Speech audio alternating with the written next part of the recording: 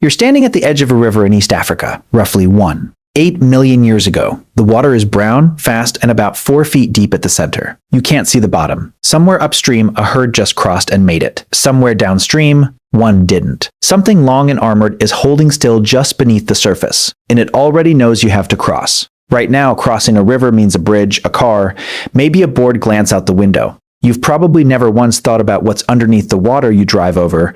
No fear, no calculation. No group huddled at the bank deciding who goes first. Somebody engineered that safety centuries ago and handed it to you for free, and you've never had to think about the cost. For almost the entire span of human existence, that same stretch of water was a decision that could end your life, made without maps, without ropes, and without a single tool built for the job. So how did early ancestors, without bridges, without boats, and without the ability to swim the way fish or otters can, actually get to the other side?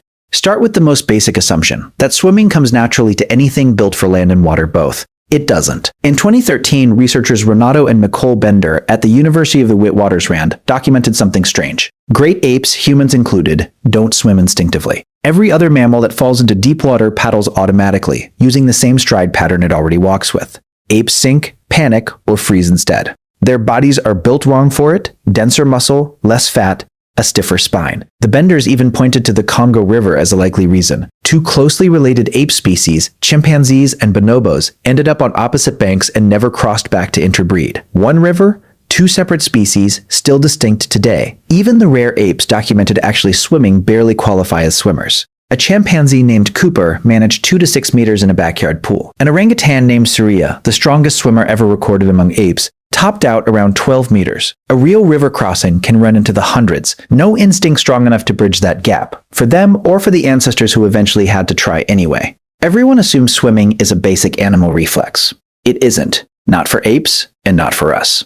It had to be learned slowly, generation after generation, the same way you'd learn any other survival skill from nothing. So what was actually waiting in the water while they figured that out? In 2010, paleontologist Christopher Brochu identified a new crocodile species from Tanzania's Olduvai Gorge, Crocodylus anthropophagus. Its name literally translating to man-eating crocodile. It grew over 7 meters long, roughly the length of 2 cars parked end to end. Fossil hominin skulls from the same site, including remains attributed to Homo habilis, carry bite marks that match his jaws almost exactly.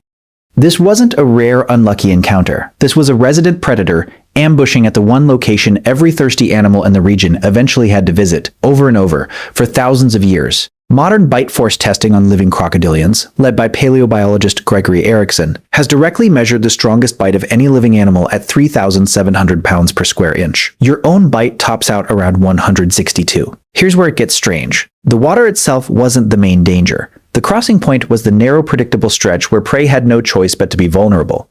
Researcher Jackson Najau confirmed this by running feeding experiments with live crocodiles and comparing the tooth traces to marks on the fossil bones themselves. The match wasn't close or ambiguous. It was exact down to the puncture pattern. So did they simply avoid crossing altogether? Not always, and not even always by choice. By 2010, a research team led by Mike Morwood and Adam Brum had traced hominin activity on the Indonesian island of Flores back nearly a million years, separated from the mainland by the Lombok Strait, a gap over 19 kilometers wide, even at the lowest sea levels of the Ice Age. That's not a river ford. That's open ocean, with currents strong enough to sweep away anything lacking deliberate propulsion. And the species making that crossing almost certainly wasn't modern Homo sapiens. It was likely Homo erectus, smaller-brained, probably without full language, hundreds of thousands of years before anyone had built a boat we've ever actually found. Everyone assumes only fully modern humans were capable of deliberate water crossings. The evidence from Flores suggests otherwise, and it pushes that capability back roughly 900,000 years earlier than most people would guess. To test whether a crossing like that was even survivable without modern equipment, archaeologists later built a bamboo raft modeled on Stone Age materials and tried the strait themselves.